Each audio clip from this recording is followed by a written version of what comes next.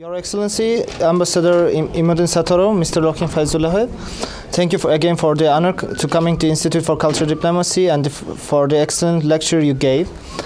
We'd like to ask you a few follow-up questions to go a little deeper into some of the issues. My first question is for you, Your Excellency. Which steps do you consider as necessary to attract foreign direct investment in your region? Do you perceive the cooperation of former Soviet states with bridge countries as a promising move towards the boom of foreign investment in the future? Dankeschön für die Einladung, dass wir die Möglichkeit haben, im Institut für Kulturdiplomatie unser Land präsentieren. Erstens, Tadschikistan hat ein liberales Wirtschaftssystem und ist eine offene Gesellschaft, eine Wirtschaft, die letzten Jahre sehr stark boomt. Und Tadschikistan grenzt, wie Sie wissen, mit sehr hochentwickeltem, dynamisch entwickeltem Land wie Volksrepublik China. Wir haben 500 Kilometer Grenze mit China. Wir haben 1300 Kilometer mit Afghanistan, mit Usbekistan und Kirgisistan. Und natürlich, es gibt auch, Tadschikistan ist reich von Bodenschätzen. Wir haben viel Bodenschätzen, wir haben viel Wasser. Nur alleine in Energiesektor, wir können auch viele Investitionen haben, weil die Region braucht viel Energiestrom. Wir haben Möglichkeiten, Wasserkraftwerke bauen und ganze Region mit erneuerbarer, billiger Energie versorgen. Zum Beispiel Potenzial Tadschikistans von Strom. Wir können von Wasserkraftwerken mehr als 500 Milliarden Kilowattstunden Strom erzeugen. Das ist der Jahresbedarf Deutschlands zum Beispiel, sehr hochindustrielles Land wie Deutschland. Und dieser Strom braucht Afghanistan für Wiederaufbau, Wirtschaft Afghanistan, für Pakistan bis Indien. Deswegen wir jetzt realisieren mehrere Projekte, besonders Energiesektor, Infrastrukturprojekte, die Straßen, die Eisenbahnstrecke. Und jetzt heutzutage wir realisieren gleichzeitig Investitionsprojekte in Höhe von 9 Milliarden US-Dollar, besonders Infrastrukturprojekte. Wir haben, wie ich schon gesagt habe, es gibt Investitionen für verschiedene Länder, besonders für unser großer Nachbarstaat China. Und es gibt Investitionen aus Japan, Südkorea und Iran, die investieren auch viel Geld. Und natürlich von Russischer Föderation, das ist eine wichtigste Wirtschaftspartner auch. Und wie ich möchte noch betonen, seit 1. März, wir sind Mitglied von WTO. Das bedeutet, wir haben unsere Wirtschaft geöffnet, wir haben jetzt ein transparentes Wirtschaftssystem. Wir wollen jetzt mit allen Ländern der Welt zusammenarbeiten. Wir haben eine nationale Währung, die stabil ist. Wirtschaftswachstum ist etwa 6% bis 7%, unabhängig davon, dass überall in der Welt ist Wirtschaftskrise. Aber wie ich schon gesagt habe, Investitionsklima in Tadschikistan ist gut und natürlich wir garantieren auch Investitionen von allen Ländern in Tadschikistan, zum Beispiel mit Bundesrepublik Deutschland. Wir haben einen Vertrag über Investitions- und wir realisieren auch mit Bundesrepublik Deutschland oder mit anderen europäischen Ländern auch einige Projekte. Und deswegen mit sehr reichen viele Bodenschätze und mit sehr qualifizierter Bevölkerung, mit sehr gut ausgebildeter Bevölkerung, mit vielen Universitäten und so weiter. Wir haben Möglichkeit, sehr billige Arbeitskräfte zum Beispiel und besonders sehr viele junge Leute. Die haben fast 50% unserer Bevölkerung sind junge Leute bis 30 Jahre alt. Deswegen Potenzial ist riesig und deswegen wir haben eine sehr gute Perspektive auch. Tajikistan's economy has grown substantially after the war. Could you name concrete examples of nation branding activities which have helped Tajikistan's economy develop? Die Wirtschaft von Tadschikistan ist seit dem Krieg sehr gewachsen. Können Sie ein paar konkrete Beispiele erwähnen, in der Nationalbranding oder Markenaufbau die wirtschaftliche Entwicklung von Tadschikistan geholfen hat? Wie ich schon erwähnt habe, natürlich, wir haben 3 strategische Prioritäten in unserer Wirtschaftsentwicklung. Das ist erste Priorität, das ist Energiesektor, und zweite ist Kommunikation, und dann dritte, wir müssen ein Sicherheit von Lebensmitteln für unsere Bevölkerung geschaffen.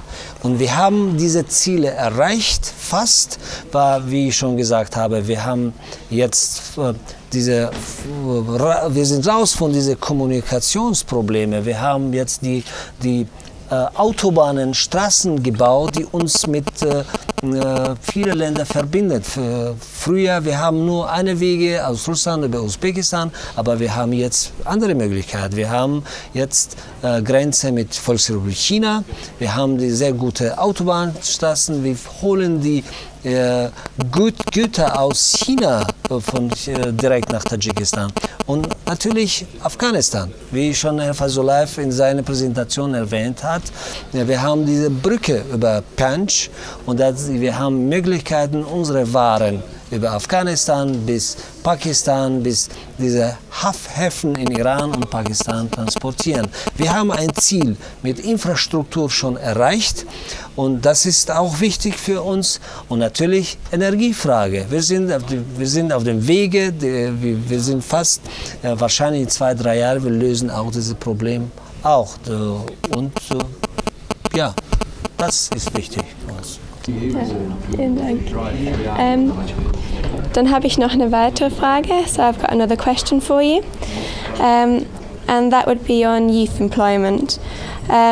According to the World Bank, nearly a third of the state's national income comes from funds sent from abroad. How is this situation being tackled? Are there many measures undertaken to promote youth employment in Tajikistan as a more sustainable source of income? Also laut der World Bank ist fast ein Drittel von dem Staatsnationalverhalt oder Verdienen wird von dem Ausland hergeschickt. Unternimmt der Staat oder hat der Staat welche Maßnahmen unternommen, um Jobs oder Karrieren zu fördern für junge Leute in Tajikistan? Wie Sie wissen, wir haben fast 1 Million Tadschiken, besonders junge Leute, arbeiten als Gastarbeiter in Russland.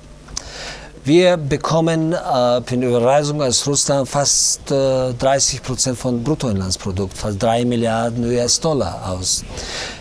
Heutzutage Migrations- und Arbeitsmigration ist ein normaler Prozess überall in der Welt. Es gibt viele Beispiele, zum Beispiel einige Nationen zum Beispiel arbeiten in Deutschland oder in europäischen Ländern, die überweisen Geld und so weiter. Das ist gut für wirtschaftliche Kooperation auch.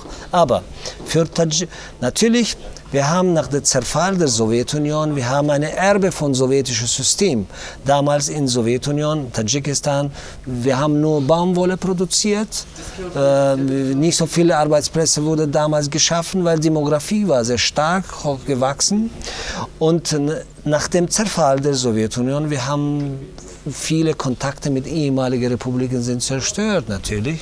Und das müssen wir jetzt unser ganzes Wirtschaftssystem ändern. Wir müssen Industrie schaffen, wir haben Arbeitsplätze schaffen und so weiter und so fort. Und natürlich, wir hätten einige Probleme, aber wir sind auf dem Wege. Wir müssen, wie ich schon gesagt habe, erste Probleme Nummer 1 mit Energie lösen. Ohne Energie, wir können nicht unsere Wirtschaft entwickeln, Arbeitsplätze schaffen. Deswegen, unser Ziel ist, Investoren in den Energiesektor holen, die Probleme mit Energie lösen. Danach wir können zum Beispiel Industrie auch entwickeln. Und besonders ist wichtig, nicht nur für Tadschikistan. Das Problem mit Migrations- und Arbeitsplätzen ist aktuell überall in der Region. In Zentralasien, in Tadschikistan, in Afghanistan und so weiter. Deswegen, ich werbe für unsere Projekte, Energiesektor, Energie, Wasserkraftwerke, Produktion von Strom ist wichtig für uns, für Afghanistan ist wichtig Afghanistan, weil Wiederaufbau von Wirtschaft Afghanistan ist wichtig für Stabilität der Region. Deswegen wir können mit erneuerbaren günstige Energie, viele Arbeitsplätze schaffen. Und natürlich, wir wollen auch die jungen Leute, die in Russland arbeiten, die müssen in Tadschikistan arbeiten. Wir haben einige schon Ziele in diesem Wege erreicht. Aber ich muss sagen, das ist nicht eine Katastrophe, wenn die jungen Leute oder die Leute keine Arbeit haben. Die haben Möglichkeiten, besonders in ehemaligen sowjetischen Republiken zusammenarbeiten. Wachsende Wirtschaft Russlands, die brauchen diese Arbeitsplätze natürlich, oder Kasachstan. Und ich glaube, das ist ein normaler Prozess und natürlich Ziel bleibt, wichtigste Ziel, Arbeitsplätze besonders für junge Leute. Wir sind eine junge Republik, wie ich schon gesagt habe, 50% Bevölkerung sind junge Leute. Wir müssen natürlich Chancen geben für unsere Bevölkerung, die Möglichkeit haben, in Tadschikistan arbeiten. Danke. Okay, dann habe ich noch mal eine Frage. So I have yet another question.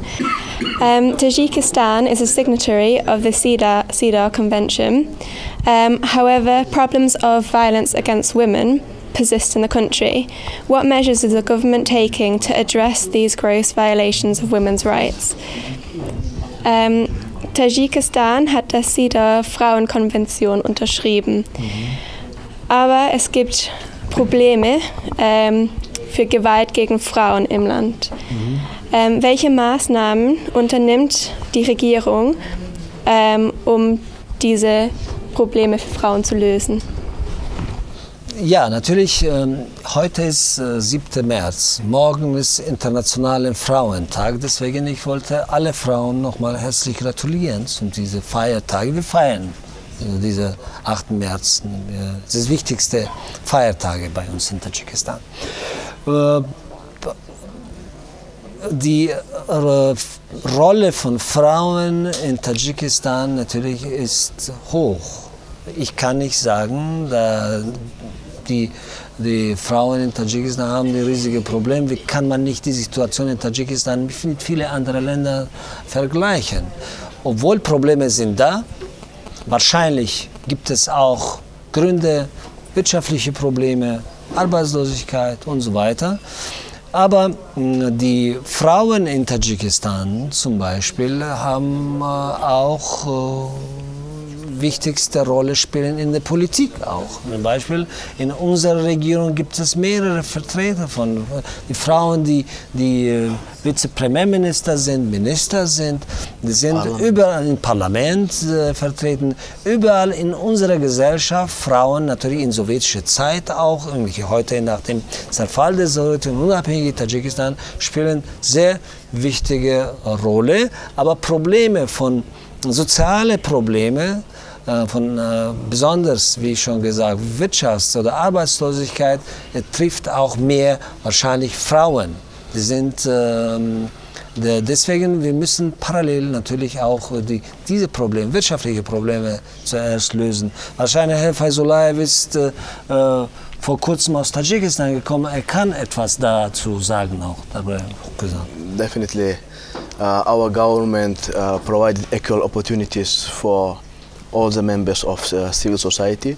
Female and men have equal rights and they are protected by law.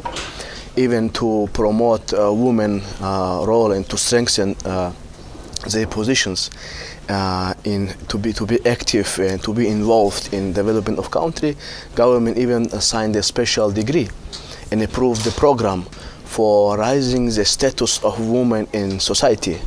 If you go, for instance, in every state body, one deputy, vice minister, or even sometimes ministers, the head of committees appointed by government by women.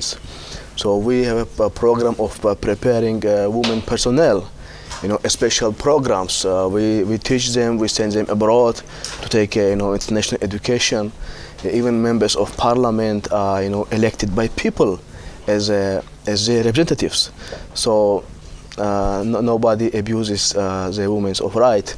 We have equal rights. Even if we are a Muslim country, you know that we have a sensitive aspect that men is giving priority, but government is paying significant attention to strengthen the position of women in society.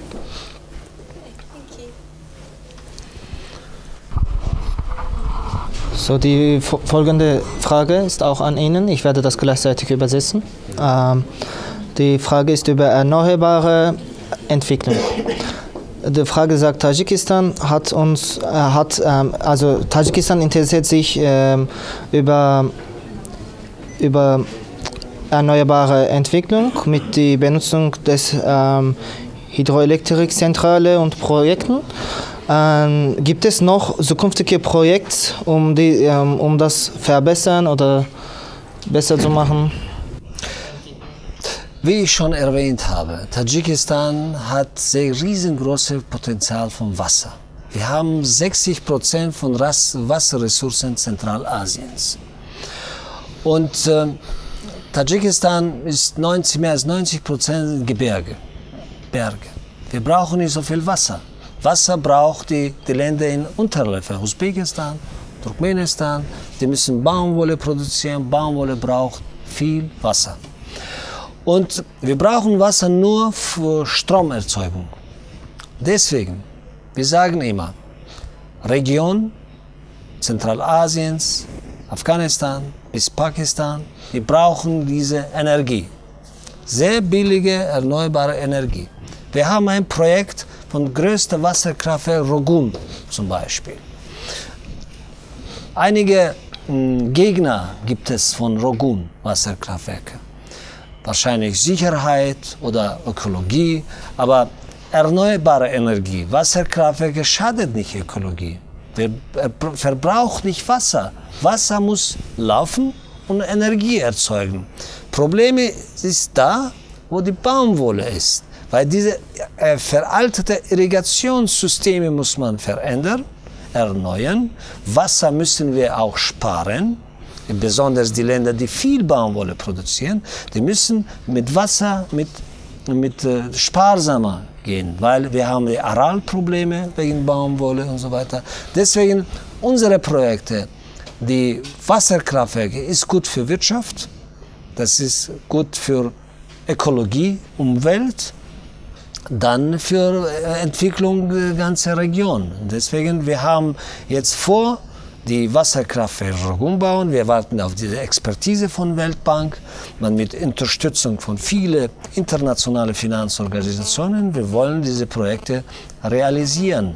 Wie Sie wissen, überall in der Welt Problem Nummer 1 ist Energiesektor. Egal, Gas ist, Ölproduktion ist oder Wasserkraft. Aber wir bieten diese erneuerbare Energie. Natürlich, wir haben einige Projekte mit Sonnenkollektoren auch. Zum Beispiel, wir haben einen Vertrag mit der Deutschen Energieagentur. Die Deutsche Energieagentur realisiert einige Projekte in Tadschikistan mit Sonnenkollektoren. Wir haben viel Sonne, wahrscheinlich 300 Tage Sonne. Das ist auch alternative Energie. Das muss man auch, diese alternative Energie benutzen. Diese neue Technologien, Energieeffizienz, Wasserkraftwerke, Sonnenkraftwerke, die sind die Themen, die überall in der Welt aktuell sind. In Europa, in Amerika, in Zentralasien und überall. Deswegen, wir setzen auf diese Projekte und das ist Lokomotive für Entwicklung der ganzen Region. Besonders, möchte nochmal betonen, nach dem Abzug der NATO-Länder aus Afghanistan, wirtschaftlicher Wiederaufbau Afghanistan ist sehr wichtig. Aber ohne Energie, ohne Industrie, ohne Arbeitsplätze in Afghanistan, auch in ganzer Region, wir können nicht politische Probleme lösen. Deswegen, ich sage immer, wir können diese Probleme mit unserer erneuerbaren Energie lösen. I would like to support His Excellency Ambassador from tourism point of view, because unfortunately, due to limitation of energy supply in our country, our tourism industry faces difficulties. We have a challenge in this regard, because due to lack of opportunities to supply energy based on demand of our population. We cannot, in autumn and winter, supply tourism infrastructure, especially in rural areas, with energy. And our season is not efficient as we would like to have. That's why we support the wise policy of our government on behalf of tourism industry. And actually, me as a citizen, my family, all the tourism stakeholders bought shares of hydropower station Rogun, the biggest station in CIS, which is we consider like a future of Tajik economy and good assistant of tourism development. You know, the tourism is developing step by step to economy in general.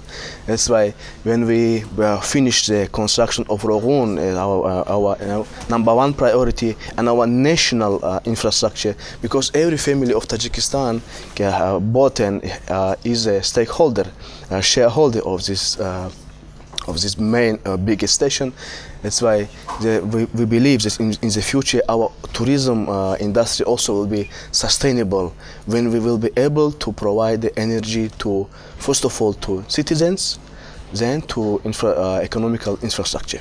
Und ich wollte nochmal betonen, dass es diese Projekte, Tourismus, Energie und so weiter, alles ist für regionale Zusammenarbeit. Das ist sehr wichtig. Wir wollen im Rahmen der zentralasiatischen Länder besonders keine Grenze haben, keine Visum haben.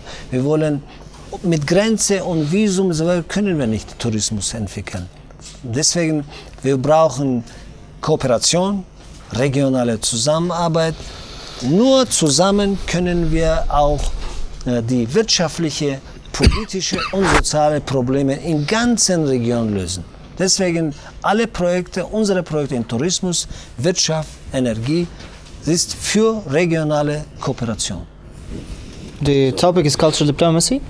How does Tajikistan promote cultural exchange on a regional and international level? In your view, what role does cultural diplomacy play in bringing greater cooperation and security in the Central Asian region? You know that the tolerance in 21st century, mutual understanding, tolerance is a big challenge. And we pay significant attention to this issue, and via tourism we want to assist people to become more closed via to use the instruments of cultural diplomacy. And when we are member of Silk Road Alliance, in the past 4 roads of Great Silk Road, used to pass across Tajikistan territory. And we, via our intergovernmental agreements, believe that nations of living in the region through exchange, through visiting each other with relative goals, with just tourist and treatment and just leisure purposes, will be more close to each other, will be more peaceful region in the face of Afghanistan, and Tajikistan will be playing a big role even in the future to promote tolerance and mutual understanding on his own experience. Thank you for the answer. Next question. What is your opinion in the role of social media as an effective vehicle of cultural diplomacy? What other platforms does Tajikistan use to position itself on the international stage? I can tell you, I can share with you of my experience in the field of tourism. From 2008, we have adopted a state program, new and corresponding to demands of the sphere program for tourism development, and government is financing the promotion of tourism in the world, leading to fairs. Particularly, we pay significant attention to Europe, and every year traditionally participate in International Tourism Fair, ITB, and thanks to my government, every year our stand is becoming bigger and bigger. and geography of people visiting our country is year by year expanding. If in 2005 14 nations visited Tajikistan as a tourist, in 2012 we have a good news that 18 nations of the world visited my country with the purpose of tourism. And we last year ordered advertisement sport tourism in Tajikistan, feel our friendship in Euronews, and in the future when we build our when we will become a leading exporting energy country after the finishing Rogun station, we of course will spend more time and more money for promotion of Tajikistan, and in this regard attracting new tourists to our country. Thank you for your answer. And then to the final question, could you tell us more about youth engagement in cultural diplomacy in Central Asia? Are there any current projects aimed at young people in this field? You mean youth affairs? As you could see from my business card, our state agency established and covering 3 spheres of our economy. This is youth affairs, sports and tourism. Our government pays significant attention to youth segment of our society. We have announced different grants to support young and let's say clever, very interesting scientists from youth people. Additionally, we arrange festivals between Central Asian countries in order to unite people of a few nations living in this region, and using these instruments we wish to see our partners in the region as reliable partners and friends. So we believe that cultural diplomacy could assist us in promoting our region and strengthening peace and understanding between each other.